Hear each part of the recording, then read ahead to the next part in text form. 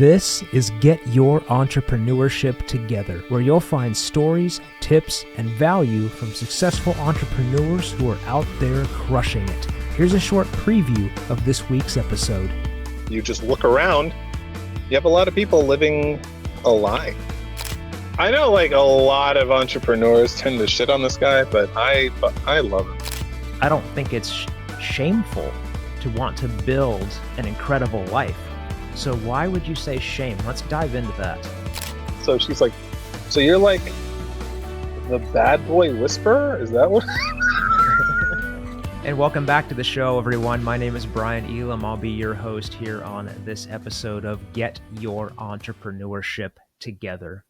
And today, we're going to focus on men, specifically how you can create the life that you want to live, and how healing is so important to be able to do those things. There's a lot of pressure that's put on men in society these days, not just by society itself, but our own internal pressures of wanting to be better, be the hunter-gatherer, the protector, the strong person, right?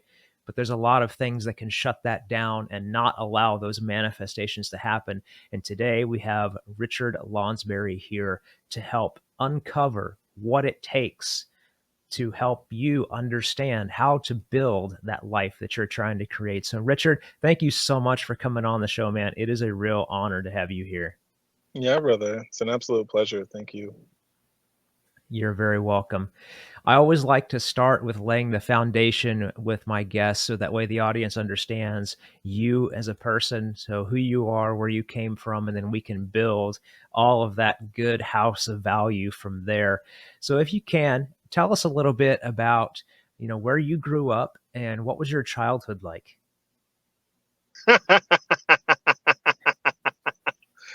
Anything else? Anything else? I mean, it doesn't tell have me to about be your the entire nightmares. life story. Tell me about your nightmares. Give me some traumas. Come on, make this spicy, dude. I'm with you. No, I got you. All right. Well, it all started with Scoutmaster Kevin. I'm kidding. So my name is Richard Lonsbury. Well, actually, it's Richard Earl Lonsbury. The widest name for an El Salvadoran man you'll ever meet, right?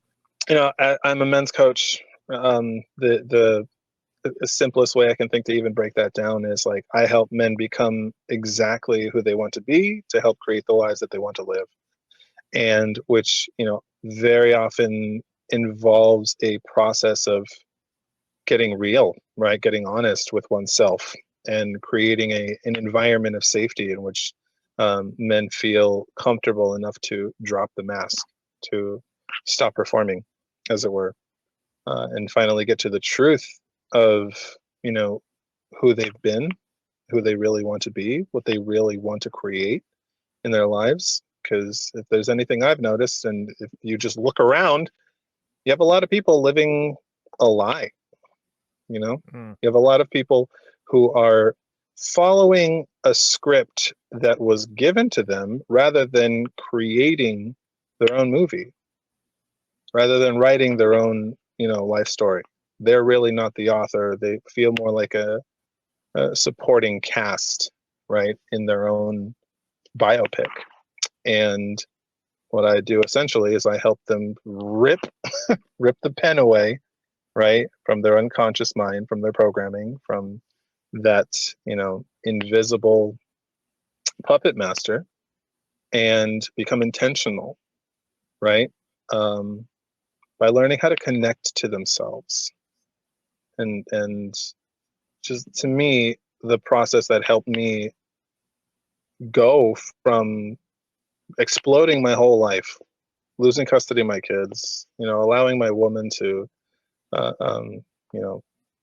relapse on heroin for years, and be homeless, right, inside of this very car for a couple of years, and fail at life, right, fail at being a functioning member of society, fail at being a man, fail at everything, husbanding, fathering, businessing, peopling, sunning, right, brothering, all of it. So I jokingly call myself a professional failure, and which has kind of been like, it's become a superpower now. But um, that is a bit of just who I am and what I do in terms of like my purpose, in terms of my career. I grew up in Lompoc, California, uh, aka nobody cares, California, right? But it's like, it's over in wine country. So for everybody who knows, you know, shout out to all of my Lompocians who will never watch this episode. But yeah, so I grew up in California, and I wanted to be um, a Broadway performer, right? Like, I like to say that like Lin-Manuel Miranda like stole my life, you know, like he wrote In the Heights, and he was like, I'm gonna, oh my gosh, because he was inspired by Phantom of the Opera. He's like, an ugly dude that writes songs to get girls. That's me, you know. And I was like, this mother, he stole my whole shit, bro. Right? So I was a drama kid forever. I still am. I still am. I'm just basically like the most talented life coach now ever, basically. But I was I performed in musicals. You know, went to an acting school in Manhattan, and got my ass kicked from New York City as a small town Californian who's overly sensitive, right? And then go to New York. I go to acting school, totally, you know, drop the ball there, come back to California, tail between my legs, and I go to Santa Barbara City College where I meet, you know, my wife and Olivia, and uh, decide to be like, you know what, let's have an accidental pregnancy. You know, why not? It's Valentine's Day. We saw the Lego movie and we went to Italian food. Like, why not create a child? Right. And I'm like, for context, I'm working at the Santa Barbara Zoo for $12 an hour. I'm going to City College for, you know, screenwriting, playwriting, and I've been a writer my whole life. And, you know, you're 5 years younger than me. Let's let's totally, right, make a baby. And that was like a meteorite, just threw everything all over the place. And my parents disowned me, her parents disowned her, and it was just like, hey, your life is over now. You're a father. It's time, no dreams. Cut that cut that shit out. Right? Go get a job, start paying for this tiny little thing, and screw them up just as much as we did you. Right? And that led down this very powerful journey of personal development, because I got a job at Domino's Pizza, and um, I worked there longer than any grown man should. Mm. And that was rough. Those were my 20s. But my 20s, man, my God. It was spent delivering hot, cheesy bread from point A to point B while trying to raise kids and trying to figure it out. And just coming face to face, just running into the wall of, oh, yeah, you don't have a blueprint for this. You have no idea what you're doing. You're a gigantic man child, and you have these other kids that you got to pay for, and this family that's relying on you, and you don't feel like anything, right? You just feel like a gigantic loser. And a lot of people, I think, can relate to, you know, a time in their life when they felt like that, especially men, when they're running up against that wall, like you said, where nothing is working, nothing's clicking. There's probably no passion happening to, you know, pursue anything outside of what's comfortable. And you said the thing that really started turning you around was your discovery of personal development. So let's go into that. When did you actually discover personal development, and what was the first thing that you dove into? Dude, so I know like a lot of entrepreneurs tend to shit on this guy, but I love him. Oh, by the way, how are we on language? I want to make sure that I'm respectful here. We're good? All I got to do is click another button to say, "Hey, this ain't for kids," so we're good. All right, good, good. But people tend to shit on this guy, but I absolutely love him. So quick story. I'm delivering pizza. I'm having like my fourth panic attack of the night, right? I'm like, this is it. It's all over.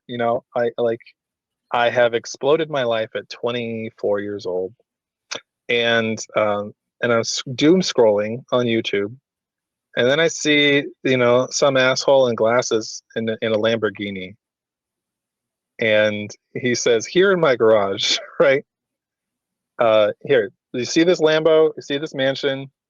Here's how I got it. Books, right?" And he's just got like all these scantily clad women all over the place, and he has like all the cars, and he's like, all this stuff came from this thing, and it was books, and it was Tai Lopez. I thought that's who you were referring to. Right? And it was the launch of his 67-step program.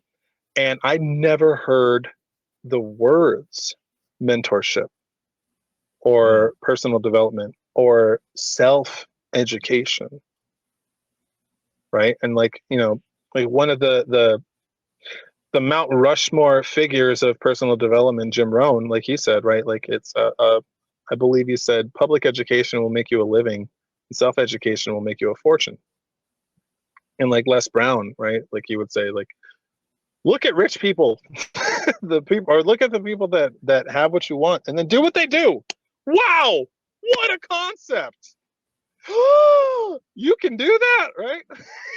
And that was when I was introduced to this idea of just like, hey, someone somewhere has solved the problem of whatever you're facing, and they poured their whole heart and soul into a book, and the answers are out there.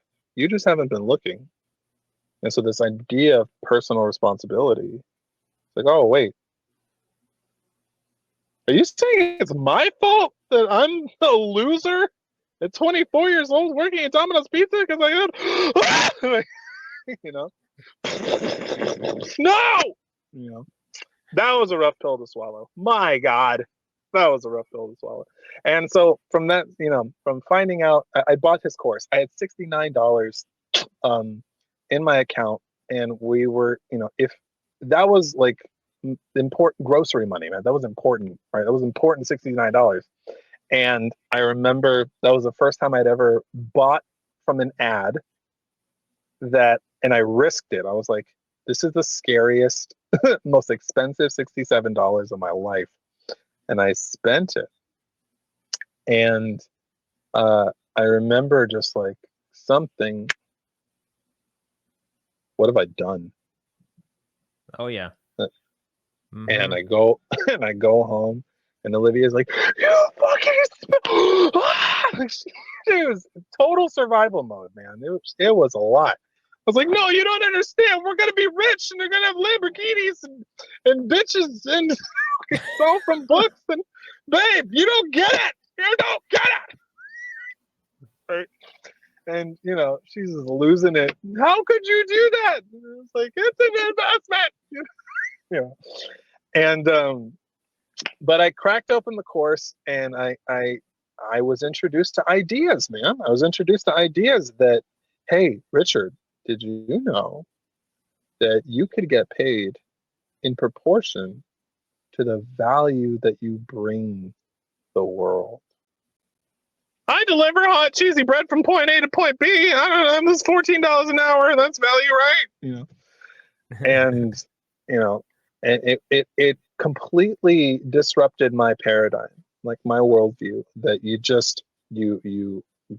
spend all your time as a kid playing around. You spend all your time as a teenager wanting a girlfriend and hating yourself and trying to avoid, unaliving yourself as much as you can. You go to college because your father told you to. You become any one of the 4 or 5 trades, and you give up your dreams of acting and you become an English teacher like the rest of us, right? Not like the rest of us. I could not be an English teacher. I almost I passed it by the skin of my teeth. You speak the language, Brian. My God, dude. There's a big difference between speaking it and knowing the little intricacies of, should I put an apostrophe or a decimal point or there, or see, I'm not even getting that right. Hyphen. Period, not a decimal point. Just a hyphen. Oh, I love that. There's a lot of random commas in my text messages. And periods where they shouldn't be. Like, oh, but I love the three yeah, periods, like the dot, the whole pause thing. yeah, yeah, yeah. I live for those moments. I love this idea of you struggling with like essays and just like writing. But I've heard other guests on this show talk about the difference Mm, between, and actually it was an author that I was talking to, the difference mm, between writing and speaking. Like you're accessing different mm, parts of your brain when you mm. do those things.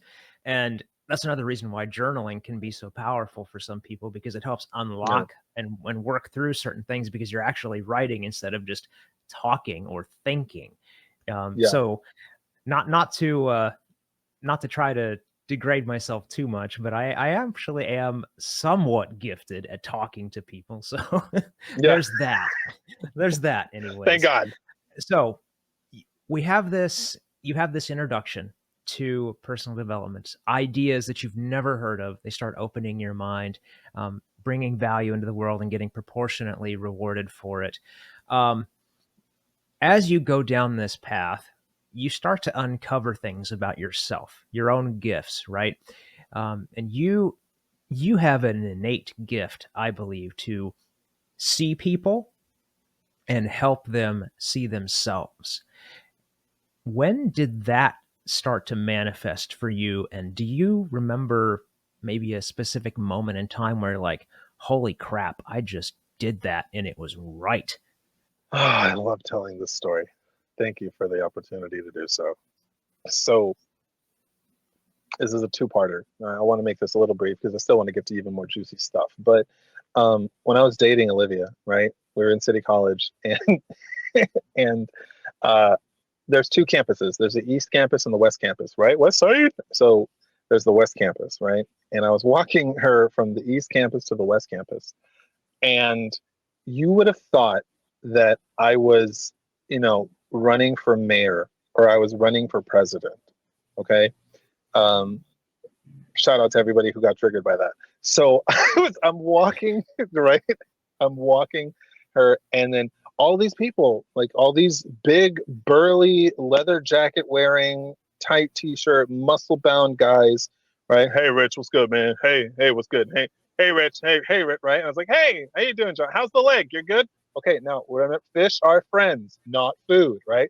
Like, and oh, hey, and she's like, Olivia is just completely baffled by, and I'm popular. It's easy to love me. It's super, super easy to love me. But like this was kind of ridiculous, right? Like we kept getting interrupted by people, and she's like, "What the hell? Like, are you friends with the Sons of Anarchy? What what is this?" Right? These were all quintessential. When I say the word bad boy, right? You conjure up the image. You know what I mean? And it would be these guys, and she's like, "Oh yeah, that he totally like screwed all of my friends, right? Like at this party, or yeah, oh my god, this one is dating. Oh no, no, no, no." I was like, "Yeah, no, they you know they like talking to me." Well, what do you mean? Well, um, I don't judge them, and they end up telling me about the one that got away, or they end up telling me about their family life. They end up they tell me things that they wouldn't tell their girlfriends, right? Or their other friends. They let me in. And so she says this because the way that she contextualizes things and is able to communicate them is unparalleled, especially in general. But so she's like, so you're like the bad boy whisperer? Is that what? Perfect. Love it. You're the bad boy whisperer. It's like, yeah, basically, I'm the bad boy whisperer. Because the guys will come up to me, like, man, bitches, man. What about bitches? Tell me about that. What do you mean? Why are they bitches, man? Well, do you think it might have something to do with the fact that you slept with their sister? I don't know, maybe. You know, how do you feel about that? Oh, because my mom's like, this is right, and they would just open up. And I've had that. The LinkedIn version of this is I've been doing it for 5 years, but the spiritual version to me is, God blessed me with this my whole life. And I know that in my soul, because I remember my father was an alcoholic, and most of his time raising us, I now can see he was so angry because he was trying to stay sober. And that is one of the hardest journeys a person can ever do, you Mm. know? But my mom, she didn't see what I saw. She saw he's the enemy. She saw her pain, right? She was like, so much of my life was stolen by this man who was an alcoholic, and he was abusive, and he was this and that and this that, and the third. And he was sober. He got into AA, found God. I'm really grateful, for my life and my sister's. And I could always see that. I could always see, oh, he's just a big kid who's Mm. doing the best that he can. He's terrified, and he's in pain. I didn't excuse it, Right. but I could see it. And so I would constantly try to get my mom to like give him a second chance or have compassion. And she'd get mad at me. It's like, stop siding with your father. I'm like, I'm not trying to side with my father, right? You know? So anyway, all that leads to, she, Liv planted the seed of the bad boy whisperer. And then fast forward to, we'd hit a really hard snag. We lost our home due to a roach infestation. I'm staying at one of my best friend's houses, delivering pizzas, and one of my other close friends, his mother, Terry. Um, oh no, sorry. Let me go back. I got a call from my ex-girlfriend. My ex-girlfriend is like, "Hey, do you know Tony Robbins?" I was like, "I've heard the name before. It's like a motivational speaker or something, right?" And he's, "Yeah, I just finished watching I Am Not Your Guru, and I can totally see you doing stuff like that." Mm. Why? And she's like, "Well, every time I talk to you, I feel like I can fly." Right? Pair that with Wow. bad boy whispering, you know what I mean? Right? So I'm a safe space for people. Basically, at the end of the day, I'm a safe space for people, and then they end up shedding the old skin, and then they end up flying, right? Or in my clients' cases, sometimes making 30K months, right? Like that kind of Mm. stuff. And so I feel like I can fly, and I think that you could totally do something like that. I'm like, all right, crazy, click, bye. And then I end up having breakfast with he's like a brother to me, and his mom is like a second mom to me. And I was like, yeah, Dory said that, I'd be good as a life coach or something like that. And she's like, she leaves before the waffles hit the table. And she's like, I got to go. Where are you going? Fast forward a couple weeks later, I get a call. Hi there, is this Richard Lonsbury? Speaking. Do you know Terry Brady? Yeah, she's like a second mom to me. Why? Well, son, she believes in you. You see, I'm calling from the John C. Maxwell leadership team, and Miss Brady has invested $4,000 for you to become a professional coach, speaker, and trainer. Your whole life is about to change, son. Holy cow. Right?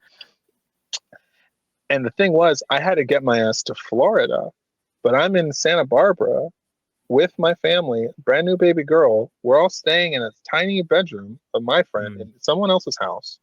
I'm at the lowest point, right? At this point in time, and it was like $700, right? It was like 600. It was like $660 to get to Florida and come back. And we have like $700, and we're trying to get an apartment, and we want to get out of this as soon as possible. So it's like, so this is one of those times where I had to learn how to bet on me, and I did. And I'm always going to be grateful to my woman for this. I was like, I have to do this. And she's like, go. I'll have the kids. Go make it happen. You can feel it, right? Oh It's like, yeah. oh man, goose pimples. Just and so I go, man, and I go and I get certified. I become a weapon of mass transformation, and I come back. Guess who hires me first? Your second mother. No, No? Oh. my ex-girlfriend. Oh. Okay. She was married to this Navy SEAL, and he's gone for so many months out of the year, right? It's kind of like, you know, I can't say what he's doing, right? But Right. out there in those areas, and she had some self-worth issues, and just like, what am I even doing here? Who am I? I'm just this woman waiting for my husband, right? There's no identity. And Mm. I come back with like, and she's like, okay, what kind of coaching do you do? Right? I'm just like, limiting beliefs. Ah! Like that's the kind of coaching that I do. Like that's right. And she's like, okay. And I remember just saying it's $2,000 for 2 months for a call a week. And she's like, okay.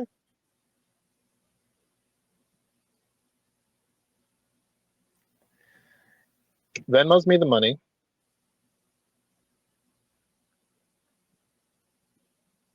And I'm looking at my phone.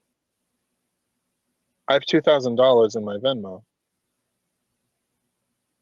That would have taken me like 3 months to create in Domino's. Right. And I remember breaking down, and I'm just like, I'm not crazy. I'm not crazy. Right? Like, just, I'm weeping, and the family's in the car. We're trying to get some pizza. I'm having a goodwill hunting moment with myself and my phone, and just like, right, covering my phone in water. And Liv, poor girl, she's like, are you okay? And I'm like, look at, I'm not fucking crazy. My tax return plus Liv helping out helped us get an apartment in Long Beach. And it saved our lives. Hmm. And then everything that Ty Lopez said made sense. You get paid in proportion to the value that you bring the market. Man, that is phenomenal. That's such an amazing and powerful story. I'm really glad that you shared that with everybody because I know there's pieces of it that are going to reflect others that hear it.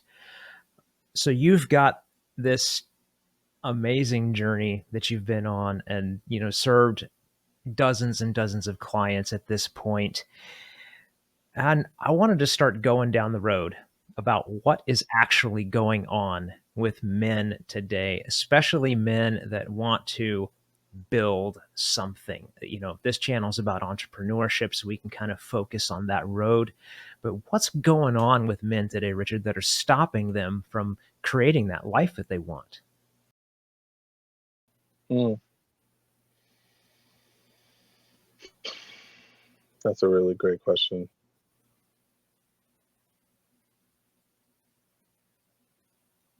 Two immediate things that I want to say is fear and shame. Shame. That struck me weird because I don't think it's shameful to want to build an incredible life.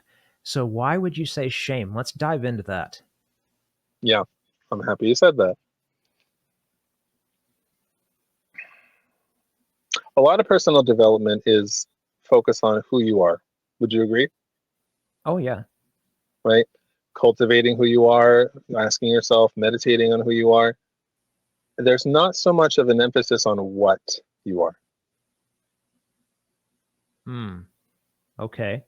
And so for a lot of the guys that I'm talking to, right, they do a lot of this personal development. They can meditate, they can feel their feelings, they can do those things.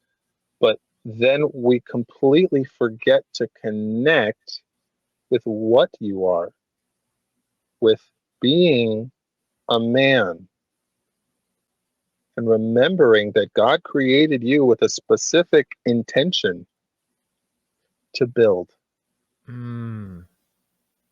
right?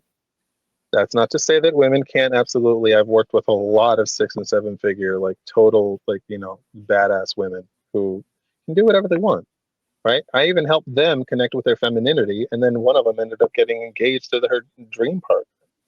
But this is about us right now. Right. So our innate, both biological and I believe spiritual instinct to put our nose to the grindstone, to create something of value, and to offer it, right? Um, the giving instinct is inherently to me masculine. And if you at your core feel ashamed of being a man, if you're angry at your father because he never taught you any of this stuff, if you are afraid of women or you're angry at women because they won't sleep with you, right? Or you suck at relationships, you have a hard time, you have social anxiety, any of these things, I believe masculinity is the cure-all to it all. Because what is self-acceptance, bro? Right? Like, you're not just accepting who you are, you're accepting what you are. And so there's so many guys out there in the wilderness that are just like, they don't feel connected to their instincts. They don't feel connected to the part of them that is raw and wild and wants to get after it. So they end up neutralizing themselves, right? They end up being neutered. Oh, let me be a good boy. Let me be a nice guy. You know, let me, they default to these ways of being that make them unimposing. Yeah, there's a And lot you of and I that both happening. know, dude, and you and I both know entrepreneurship, it's to me, and I really love a colleague of mine I really, really respect, whose last name I'm forgetting right now, but his name is Oliver. And he said, entrepreneurship is a modern day rite of passage for men. It's an initiation. That just gave me chills right there. Dude, and that's it. Because what is an initiation, right? It is cutting off the boy, cutting off all of the boyish tendencies, the need for instant gratification, the need to just want to have sex with anything that moves, that has titties, that's attractive. It's the need to be able to let go of the candy and the pacifier. And for a lot of men today, we haven't let go of the pacifier. This is where cocaine comes in. This is where sex addiction, this is where alcoholism. We have so many men that are so disconnected from their instincts that their mind is in control. Oh, this is scary? No. Oh, I'm feeling something powerful. Let me drink it and then just neutralize it. Oh, I'm not having sex with my woman. I'm so angry and I don't know how to deal with that. I'm going to numb it with porn. Because I don't want to sit in the fire of how I'm truly feeling and what I truly want and what I truly am. I'm ashamed of myself and I can't handle my life. I get it. Until, right? And so until we can make peace with that and we can learn to love and accept that part of us, the part of us that wants to run, jump, hunt, kill the mastodon, fuck our woman, dance around the fire, and get after it. Until we do that, we're going to remain neutered and we're going to continue to work a corporate job, or we're going to continue to play it safe, play it small, and not reach our full potential. And I'm speaking to the entrepreneurs here, because you can totally do this if you have a job and have a career. Go to town. I'm all for going about it your way, but it has to be on your terms. It has to be because you want this, an unapologetic desire to contribute. I'm getting on my soapbox now a little bit, but just like, I'm getting hot, man. I'm getting passionate about this. Is this your fault? This is you, Brian. I know. I'm the one asking the questions here. But I totally get it. Like when you're saying, I totally understand now when you say shame is a big part of it. And I'm glad that you went down that explanation and just really laid it out for people, because I obviously had the wrong impression, and now it's like clear as a bell. So let's jump into the other side of things that are holding men back. So we understand now how shame fits into that, but you mentioned fear as well. And fear is something that is talked about quite a lot, as you know, in the personal development space. Fear of failure, fear of success, even um, fear of what others are going to think or say about you, all of those things. So is that the type of fear that you're talking about, or does it go deeper than that? Yes and yes. What I've found is there's a lot of men who will create success out of fear. That make sense? Yep, because they don't want to be seen as something like weak or lesser, or they have they have a circumstance in their life that's happened that they're afraid of, that there's an actual failure point if they don't man the F up and get after it. So I understand what you're saying, but please continue. So sometimes a man will make 6, 7, 8, 9 figures to be able to hold up the mask of I'm worthy, and this is why, right? We attach our self-worth to our accomplishments. And so what has driven that? A lot of times I've had clients that they were terrified, even though their parents are dead, they're terrified of disappointing them and losing love. Men do what we do, I believe, out of two reasons. One of our biggest fears is losing love. One of our biggest fears is losing love. And we have been conditioned. This isn't just my hot take, this is my opinion, right? Because I like to see this from a spiritual lens, because I believe God loves us without condition because we exist. I believe that there's an unconditionality to the God that I believe in, the God that I pray to, right? It, like, Right. to me, when I think about Christ, I think about unconditional love, okay? And no man is beyond redemption. Everyone is worthy of the healing that he brought, both physically and metaphysically. But I believe we've been conditioned to um, earn love. Okay. And so if I can just make enough money, if I can just create this business, if I can just make it to 6 figures, if I can make it to 7 figures, if I can make it to this, we often tend to think that there's something we need to do out in the world that will then get the people that we want to love us to love us. Mm. You'd be amazed. Maybe you wouldn't. I don't think you would be, because right? Because you have insight.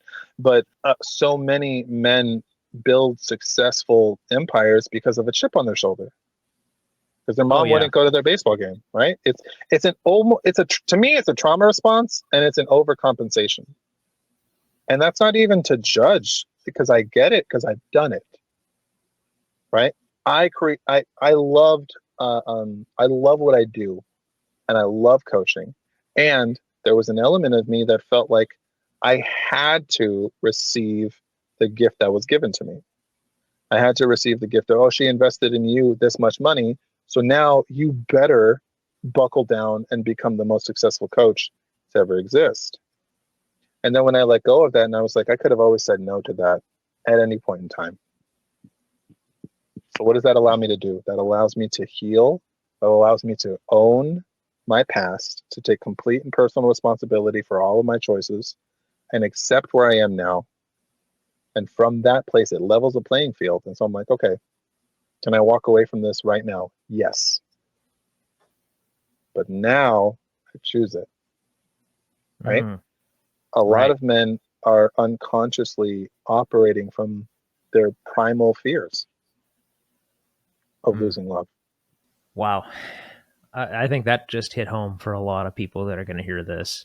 It's something that I knew in the back of my mind. It wasn't in the frontal lobe. But you say that, and I'm like, yep, I know you're right. I just never really put it out. So I'm glad that you said that, because yeah. It's going to help a lot of people. And um, I think that the next thing I wanted to touch on, and this might just flow into it perfectly, is this idea of a shadow and understanding our shadow. And because you talk about that, in what you put out there. And so I'm not familiar. To my knowledge, I've never done any kind of quote unquote shadow work. So can you kind of let us know what you're referring to when you say shadow, and why is it so important to be able to connect with it? Yeah, yeah, absolutely. Um, rather than just kind of like, rather than talk about it like ad nauseum, like lecturing style, I wanna offer um, another avenue, another angle to approach it. Is that cool? I'm here for it. Let's go. Cool. All right. I want you to think about the worst thing you've ever done. You don't have to say it out loud, but I want you to think about the worst thing you've ever done in your life.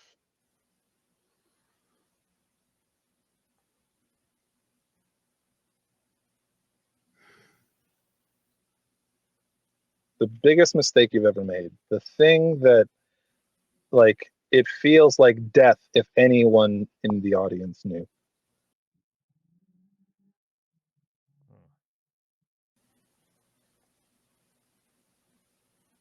Is it bad that I can't think of anything that is that level? Is that a bad Yeah, thing? that's not bad or good, but I want you to think about something you're ashamed of then. Okay, I got it. Right? Something we're ashamed of that it would be incredibly embarrassing if anyone found out, right? Got it. Now, you don't have to tell anybody, but what is the feeling that comes up? Oh, it's just complete shame. Like Mm-hmm. how could you have done that? How could you have possibly thought that was okay? That's right. Now, what happens to us on a physiological level? Nothing is happening. There's no saber-toothed tiger. You're not in Right. any danger. But there's this unhealed aspect of us. We're judging ourselves and we're angry at ourselves for what we've done. And so now let's look at how this aspect of ourselves that we haven't accepted, it drives our behavior. Okay. Can you see how this shame has informed some of the decisions that you've made moving forward?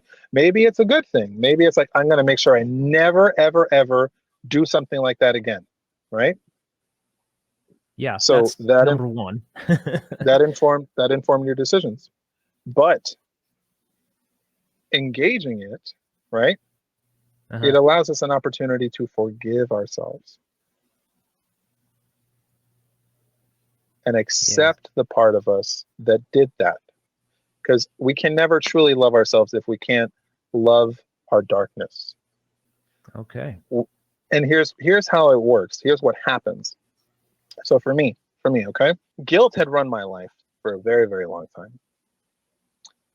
And when I did my own version of shadow work, which is basically just engaging in your own darkness, engaging in what triggers you, for example, right? What sets you off? What completely hijacks you to the point where you have to fight, flight, freeze, whatever, right? Any one of the survival responses. So guilt had run my life for a very long time. And I went back in my mind, in my psyche, in my heart, and I looked at these ways where I really, really dropped the ball. For example, I'm going to go deep here because I don't have anything to hide, right? And I want to make sure that your audience really feels the value of this. I um I felt responsible for my mother. As a little kid, I felt responsible for my mother. And so um that was embedded in my mindset, in my worldview, in my self. And I felt like I let her down for my entire life. So how did it inform my behavior?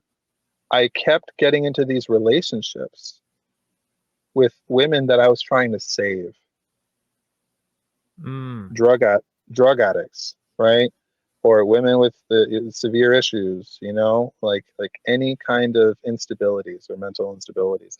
I kept finding the sex, drugs, and rock and roll, the bad girls, right? And let me save them, because unconsciously I feel so bad about letting my mom down. So let me try and, like, spiritually and metaphorically redeem myself by saving women. Mm. Okay. And that led from one unsuccessful relationship to the other, to the other, to the other, to what, I had 14 unsuccessful relationships. And I was like, well, what's their problem? What's that phrase? If everybody in the room is the asshole, maybe it's you. I'm taking that. I'm stealing that from you.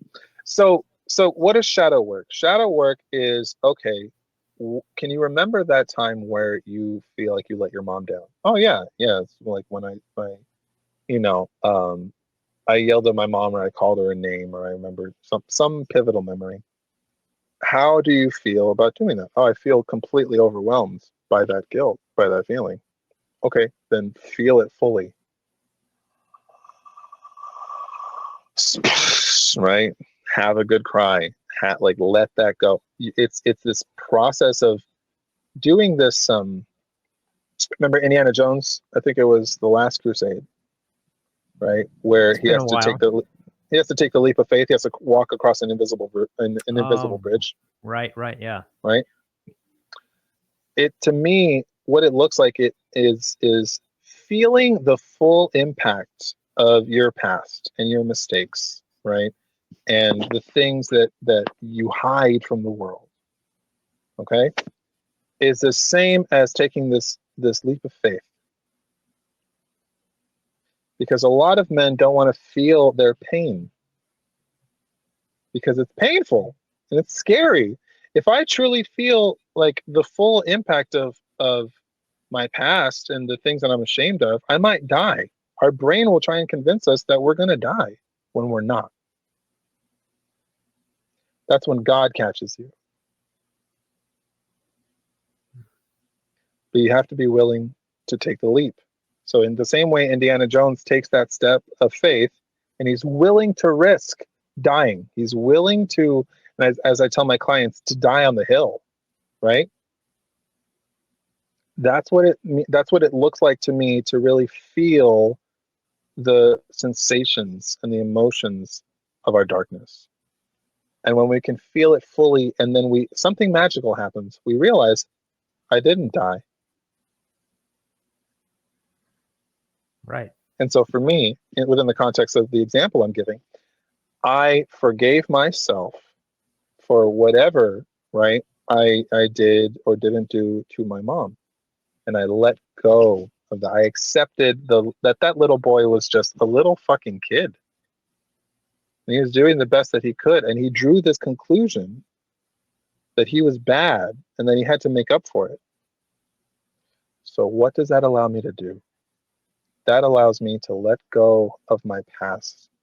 It allows me to forgive myself, let go of this responsibility that I felt for my mom, and it let go of this pattern of behavior where I needed to say, I'd be Captain Save-A-Ho, right? I needed to save any women, which allows me to be more emotionally grounded.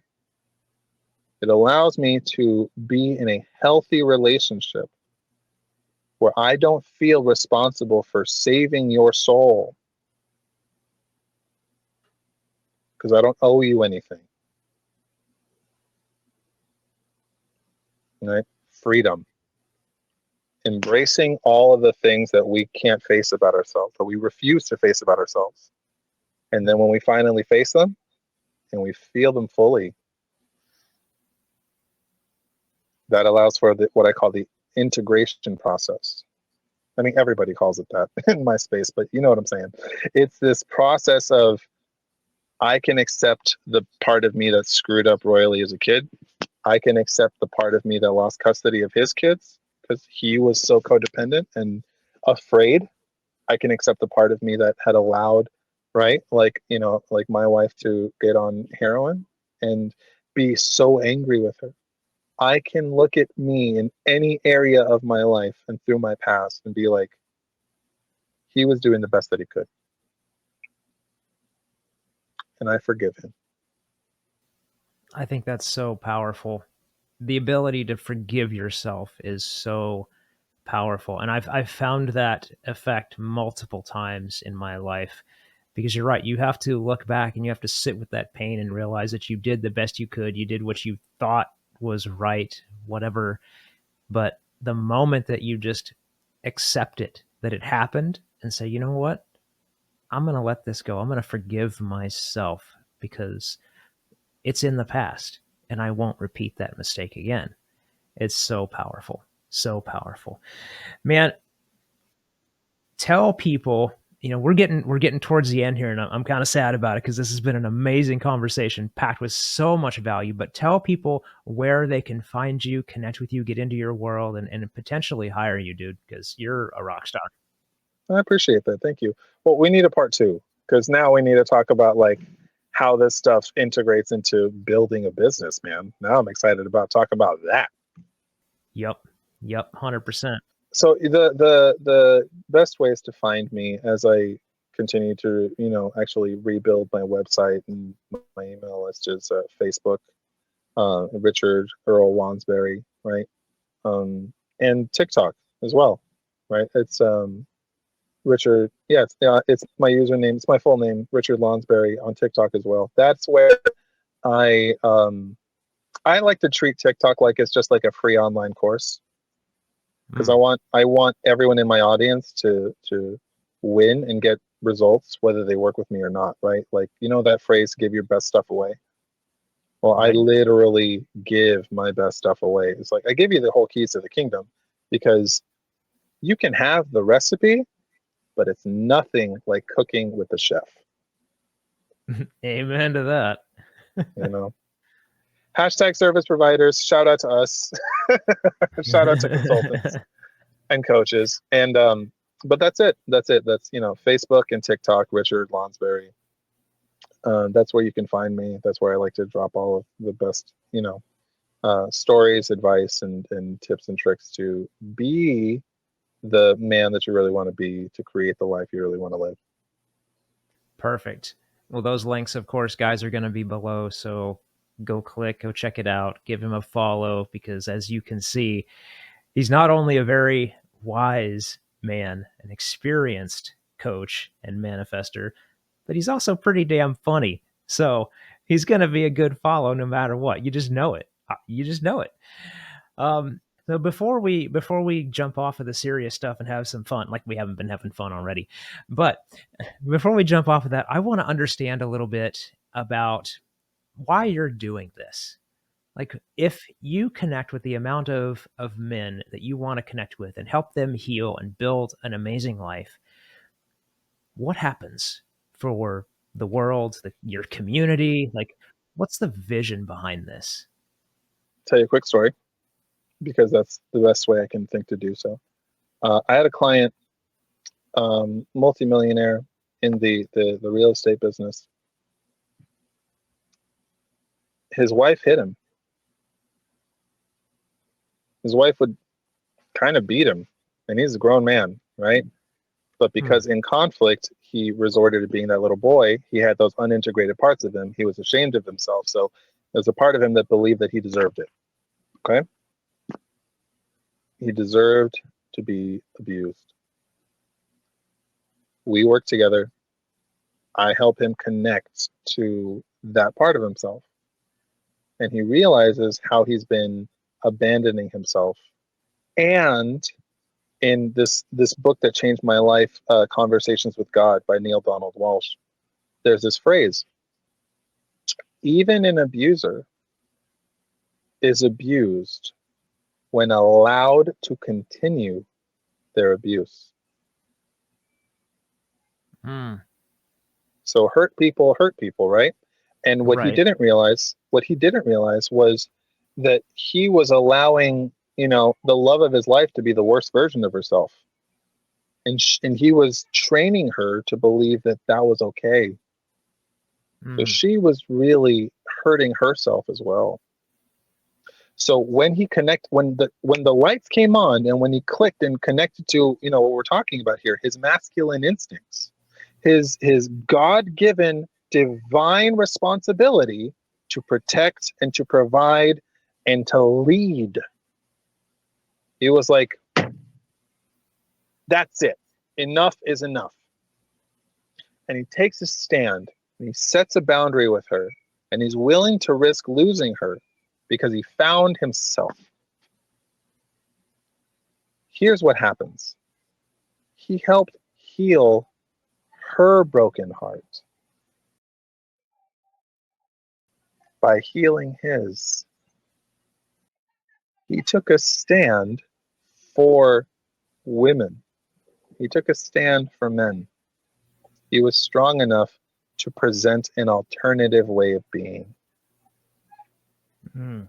That is what masculinity and masculine leadership does.